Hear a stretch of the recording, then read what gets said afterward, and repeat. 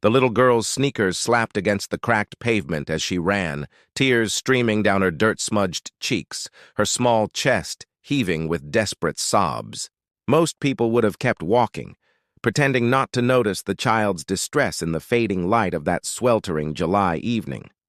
But Sarah wasn't running toward just anyone. She was running toward a group of leather-clad bikers whose motorcycles lined the street outside Murphy's bar like chrome and steel sentinels. Her tiny fists grabbed onto the vest of the nearest man, a mountain of a human being with arms covered in tattoos and a beard that reached his chest.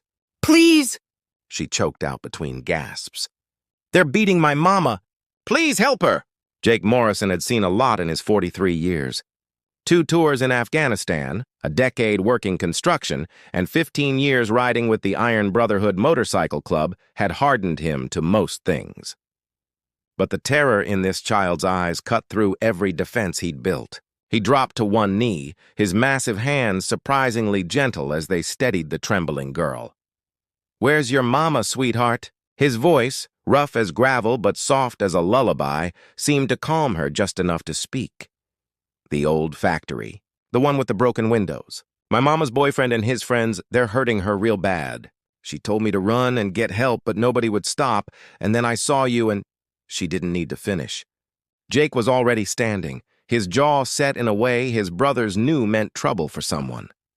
He turned to the 6 men who'd emerged from the bar, their conversation dying the moment they saw his face.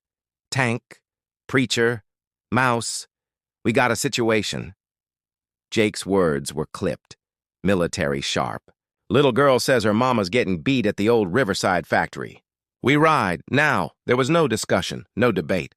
These men, whom society often judged by their appearance alone, whom mothers pulled their children away from in parking lots, whom shopkeepers watched with suspicious eyes, moved with the precision of soldiers mobilizing for battle. But this wasn't a battle they'd been trained for in any manual. This was the kind of fight that defined who they really were beneath the leather and chains. "Honey, what's your name?" asked Mouse, the club's youngest member at 28, as he secured his helmet. "Sarah," she whispered. "Okay, Sarah, you're gonna ride with me, and we're gonna help your mama. I promise you that." Mouse lifted her onto his bike, positioning her safely in front of him.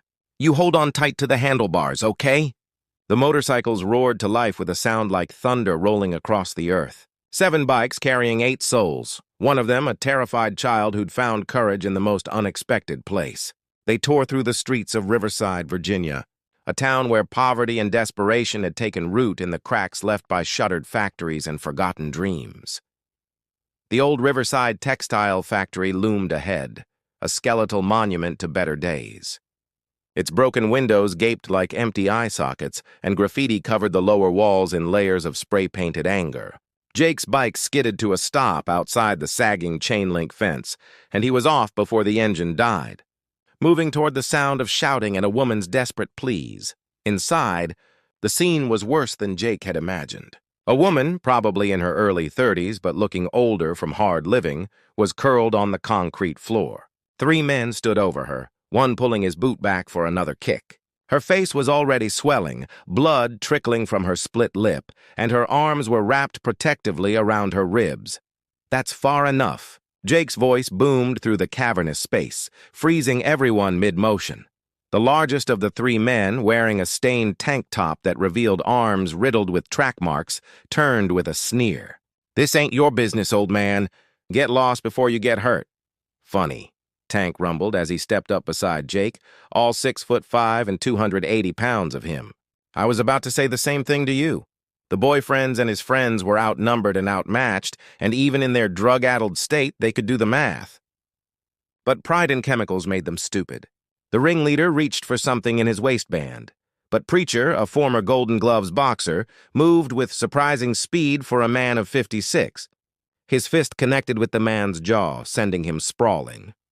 The other 2 rushed forward, but they were fighting men who'd grown up hard, who'd survived wars both foreign and personal, who'd learned long ago that protecting the vulnerable wasn't optional. It was essential. Within seconds, all 3 attackers were on the ground, subdued but not seriously hurt. Jake wasn't interested in revenge. He was interested in justice and safety. "Mouse, call 911, Jake ordered, already moving toward the woman. He knelt beside her, his voice gentling again. "Ma'am, can you hear me? Your daughter Sarah is safe. She's outside with one of my brothers. Ambulance is coming." The woman's eyes, one already swelling shut, found his face. "My baby, is she okay?" "She's fine. Brave as hell, excuse my language. She ran for help when you told her to. You raised a fighter." Tears mixed with the blood on her cheeks. "I was trying to leave him. I finally got the courage and he found out. He said he'd kill me before he'd let me go." "He's not gonna touch you again," Jake said firmly. "I guarantee it." The police arrived within minutes, followed by an ambulance. While the paramedics worked on the woman, whose name was Jennifer, Jake gave his statement to the officers. Surprisingly, the cops knew the Iron Brotherhood, had worked with them before on a charity toy drive for foster kids. When Officer Rodriguez saw Jake, he nodded with something like respect. "Morrison, should have known you'd be in the middle of this." Little girl asked for help. "We gave it. You did good. Those 3 have warrants out anyway. You just saved us the trouble of tracking them down." Sarah refused to leave Mouse's side until her mother was loaded into the ambulance. Only then did she run to Jennifer, climbing up carefully to avoid her injuries and burying her face in her mother's neck. "I got help. Mama, I got help like you said." Jennifer's good eye found Jake over her daughter's shoulder. "Thank you," she mouthed. 3 weeks later, Jake was working on his bike in his garage when a car pulled up.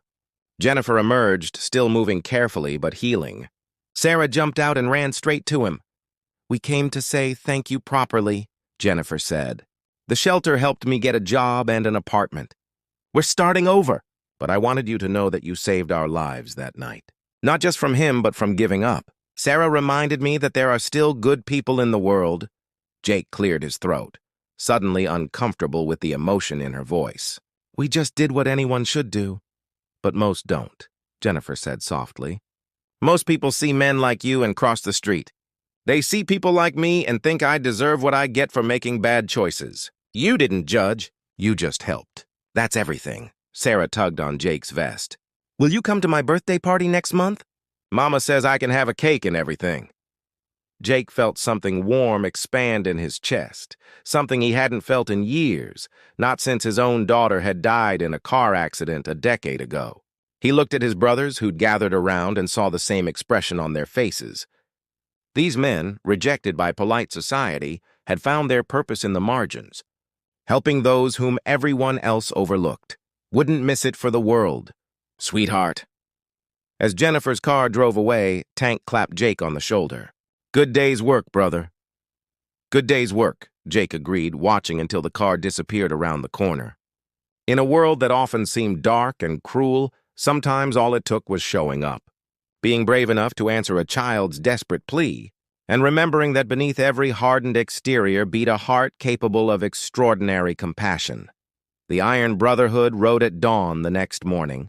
7 motorcycles carrying 7 men who knew that real strength wasn't about intimidation or violence. It was about standing up when someone needed you, about being the answer to a prayer whispered in desperation, about proving that heroes don't always wear capes. Sometimes they wear leather and ride steel horses, waiting for the moment when they're needed most.